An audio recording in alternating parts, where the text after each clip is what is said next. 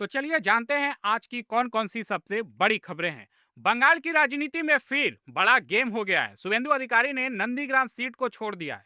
दरअसल शुभेंदु अधिकारी ने इस बार भवानीपुर और नंदीग्राम दोनों सीटों से जीत हासिल की, लेकिन अब उन्होंने फैसला किया है कि वो भवानीपुर से विधायक बने रहेंगे और नंदीग्राम सीट को छोड़ देंगे। ये वही नंदीग्राम सीट है जहां उन्होंने पहले ममता बनर्जी को हराकर पूरे बंगाल की राजनीति को ही बदल दिया।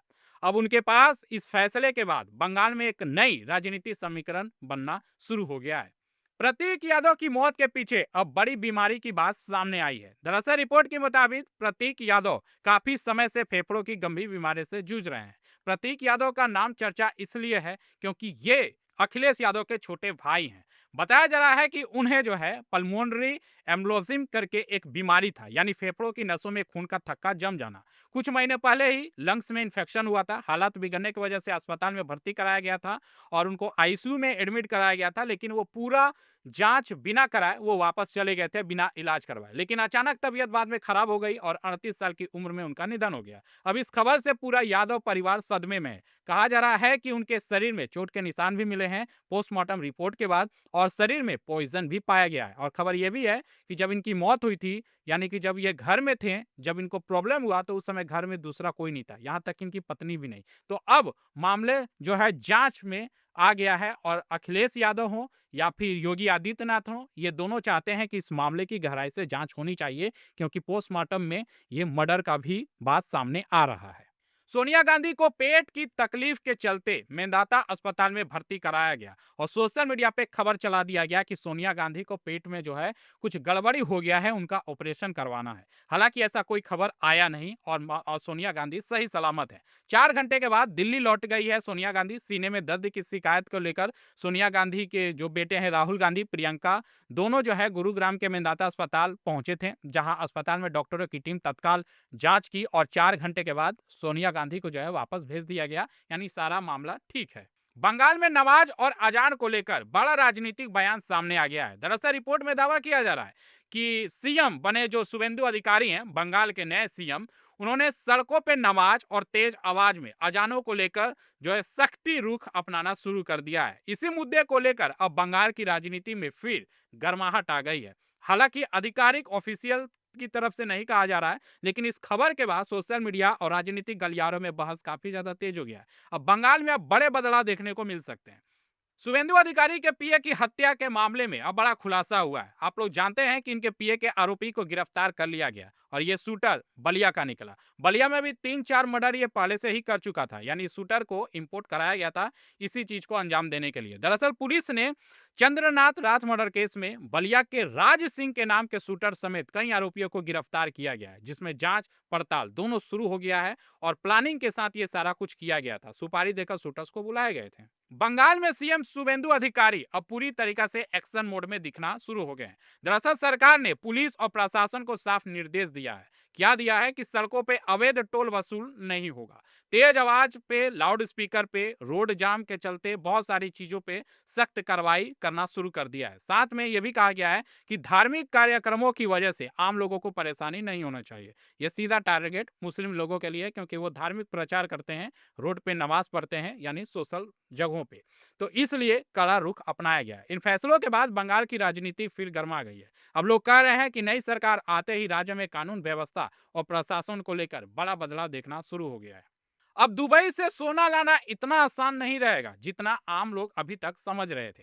सरकार ने नियम में बड़ा बदलाव कर दिया है। दरअसल भारत सरकार ने गोल्ड इंपोर्ट ड्यूटी को काफी ज्यादा बढ़ा दिया है, यानी कर को। अब बाहर से सोना लाने पर पहले से ज्यादा टैक्स देना पड़ सकता है और एयरपोर्ट पे जांच भी काफी ज्यादा सख्त कर दी गई है। यानी सरकार का कहना है कि इससे अवैध गोल्ड इंपोर्ट और तस्करी रोका जा सकेगा, क्योंकि बहुत लोग जानते हैं कि भारत में सबसे ज्यादा महंगा है गोल्ड, लेकिन दुबई में बहुत ज्यादा सस्ता मिलता है। इसीलिए यानी अब दुबई से सस्ता सोना खरीद कर भारत लाने वालों को बड़ा झटका लग सकता है, क्योंकि नया नियम सीधे आपकी जेब पर असर डालने वाला है।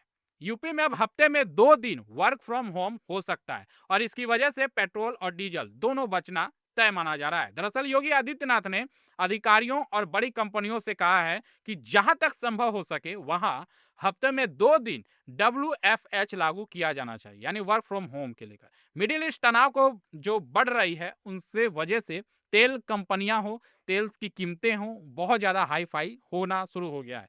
फ्यूल बचाने के लिए जोर दिया जा रहा है। सिर्फ इतना ही नहीं, वीआईपी गाड़ियों की संख्या कम करने और ऑनलाइन मीटिंग बढ़ाने की बात भी कही जा रही है। मतलब साफ है, अब पेट्रोल डीजल बचाने के लिए लोगों की ऑफिस लाइन में भी बड़ा बदलाव देखने को मिल सकता है। बंगाल में अब असम मॉडल की एंट्री होने वाली है। सीएम शुभेंदु अधिकारी के बयान से सियासत गर्मा गई है और उन्होंने कहा है कि अब बंगाल में भी जो असम मॉडल लागू है वही अब बंगाल में भी होगा। दरअसल शुभेंदु अधिकारी ने कहा है कि उनकी सरकार अवैध घुसपैठियों के खिलाफ सख्त अभियान चलाएगी। उन्होंने साफ कहा है कि बॉर्डर इलाकों में अब पहचान और जांच को और मजबूत किया जाएगा। यानी अब बंगाल में भी असम की तरह बड़े स्तर पर कार्रवाई देखने को मिल सकती है और इसी को लेकर राज्य की राजनीति में नया विवाद शुरू हो गया है।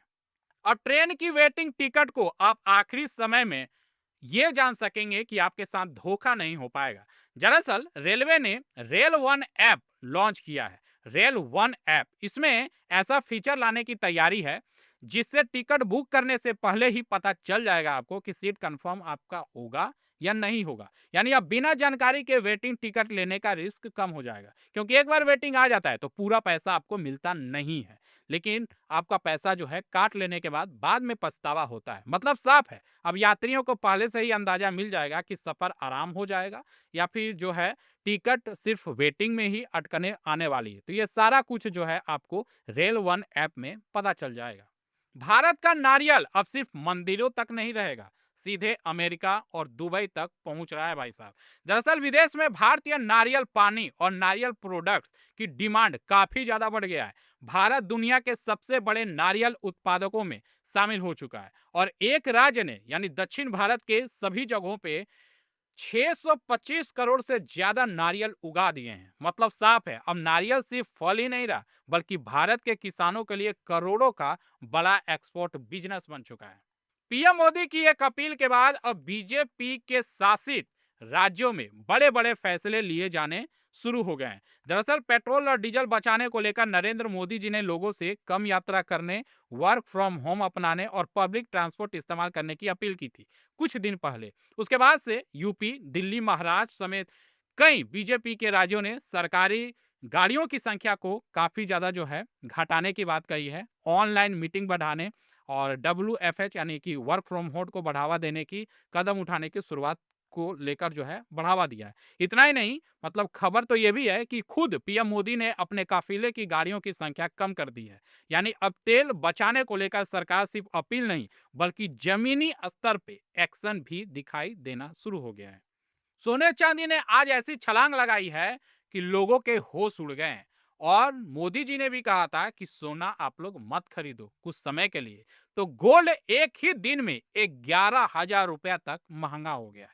दरअसल सरकार ने सोना चांदी पर इंपोर्ट ड्यूटी बढ़ाकर 15% कर दिया है। इसीलिए मोदी जी ने कहा था कि सोना अभी आप लोग मत खरीदो। मजबूरन सरकार को 15% का ड्यूटी बढ़ाया गया है। इसके बाद बाजार में गोल्ड और सिल्वर की कीमत काफी ज्यादा ऊंचा चला गया है। रिपोर्ट की अगर हम बात करें तो चांदी का भाव करीब 3 लाख रुपया प्रति किलो हो गया है और 15% ये बढ़ने पर इंपोर्ट ड्यूटी सोना लोग बिल्कुल नहीं खरीद पाएंगे और ना ही चांदी। इसीलिए कहा जा रहा है सरकार की तरफ से भी कि फिलहाल अभी आप लोग सोना न खरीदें। मतलब साफ है, अब शादी और ब्याह या निवेश के लिए सोना खरीदना लोगों की जेब पर भारी पड़ सकता है, क्योंकि आने वाले दिनों में कीमतें और भी बढ़ने की आशंका जताई जा रही है, क्योंकि मिडिल ईस्ट में आपको पता है क्या चीजें हो रही है। फिलहाल इस वीडियो में इतना ही। धन्यवाद।